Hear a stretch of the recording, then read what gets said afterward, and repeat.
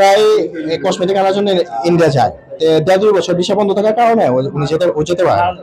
তারপরে যখন ভিসা স্লোটা চালু হয় 1 মাস আগে ওর ভিসাটা কমপ্লিট হয়, হওয়ার পরে ও ইন্ডিয়াতে মাল আনতে যায়, সুন্দর করে চলে আসে কলকাতা থেকে মাল আনে। তারপরে 1 মাস পর ও আবার পরশুদিন রাতে এই মাল আনার উদ্দেশ্যেই ইন্ডিয়াতে যায়। যাওয়ার ফলে কালকে রাতের ঘটনা, রাতটা কেউ শোনে নাই। রাত 2টা 2টা 2:30টার দিকে আমার আরেক ফ্রেন্ড আছে রকি নাম, ওই রকির কন্ট্যাক্ট নাম্বার ওই পাসপোর্টে দেওয়া ছিল।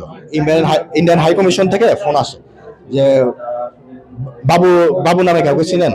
তো উনি বলে যে বাবু নামে আমার ফ্রেন্ড আছে।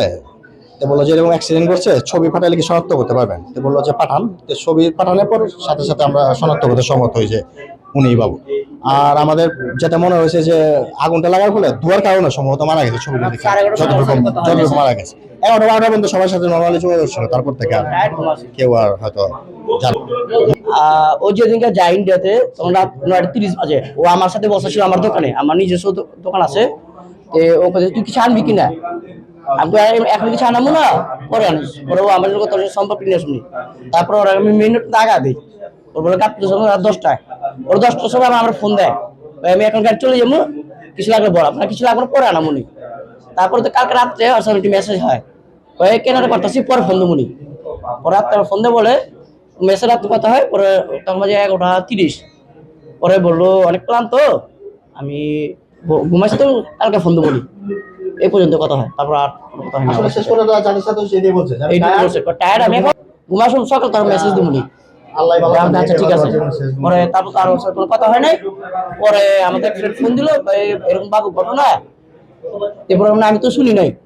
পরে সাথে আমার আর ফ্রেন্ড আছে, ওরা ফোন দিলাম। ও বললো হ্যাঁ আমি ছবি পাইছি, আমার সাথে কন্ট্যাক্ট হয়েছে। আমার পাসপোর্ট আবার আমার ফ্রেন্ডের নাম্বার দেওয়া। এরপর হ্যাঁ আমার ছবি পাঠাইছে। পরে ছবি থেকে আমরা সবাই শিওর হই এটা বাবু আহমেদ। বাবু আমাদের খুব ভালো বন্ধু ছিল, তো বাবুকে বলার মতন না। ওই যখন 2 দিন আগে ইন্ডিয়াতে যায়, ঠিক আছে, আমার শেষ এক বন্ধুর সাথে শাহজাহানের সাথে লাস্টে দেখা করে যায়। তখন বন্ধুকে ফোন দিলাম, এখন জানালাম বন্ধু এই অবস্থা, বাবু মারা গেছে।